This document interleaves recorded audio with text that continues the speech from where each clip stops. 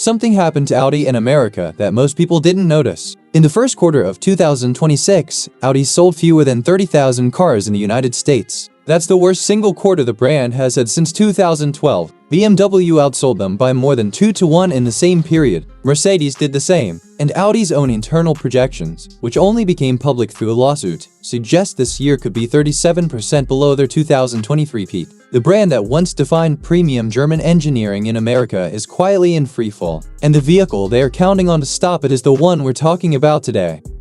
Here's the context that makes the Q9L's existence make sense. For years, Audi dealers in the United States have been watching customers walk out the door because they couldn't close the sale. The Q7 offered 3 rows of seating, but anyone who's sat in the third row knows exactly how that story ends. The Audi National Dealer Council chairman went on record calling the Q9L the soccer mom vehicle we've been unable to offer, and added that it cannot get here soon enough. Audi's CEO described it as a chauffeur vehicle built around a lounge-like rear cabin with 6 captain's chairs. Most significantly, this is the first time in Audi's history that a new model is launching in the United States before anywhere else in the world. The detail alone tells you how much pressure is riding on this vehicle.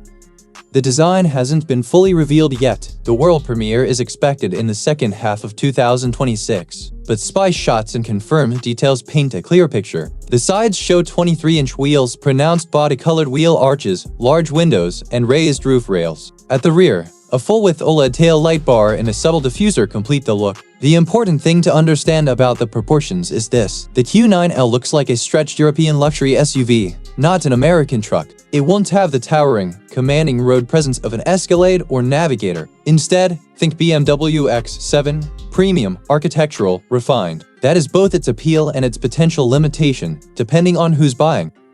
Inside is where Audi has made its strongest argument. The interior concept is essentially a moving luxury lounge. A panoramic digital dashboard stretches across the entire front.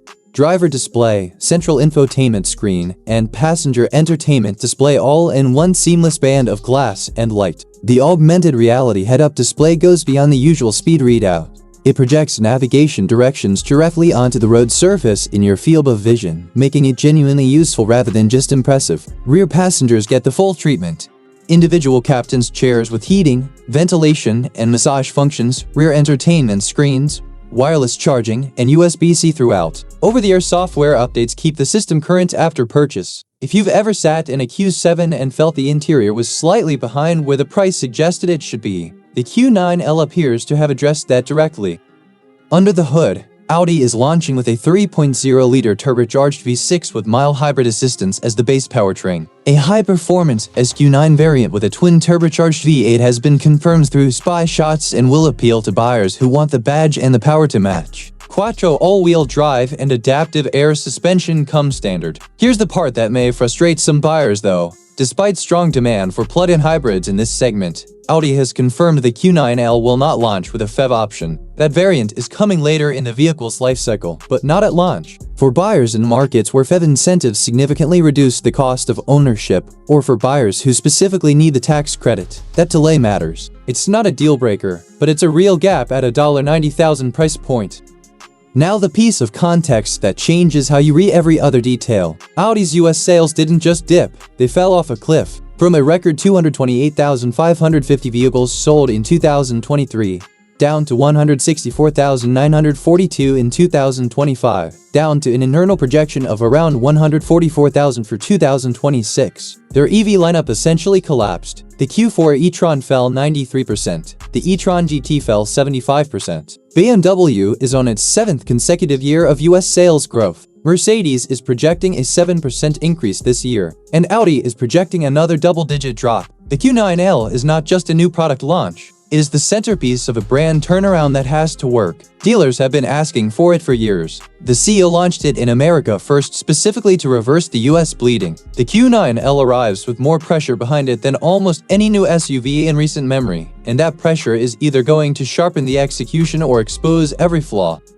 On price, the Q9L is expected to start around $90,000 to $95,000 in the US when it arrives toward year-end 2026. For fully loaded trims with a V8, premium packages, and the eventual PHEV option, expect numbers closer to $110,000 to $120,000. The value argument is real. Audi typically offers more interior technology per dollar than its German rivals, and the Q9L's interior ambition appears to back that up. The concern is depreciation. Luxury SUVs tend to lose value faster than mainstream alternatives, and Audi's current brand momentum in the US doesn't help residual values. If you're buying this to keep for 10 years, that may not bother you. If you're thinking about year 3 trade-in value, it should.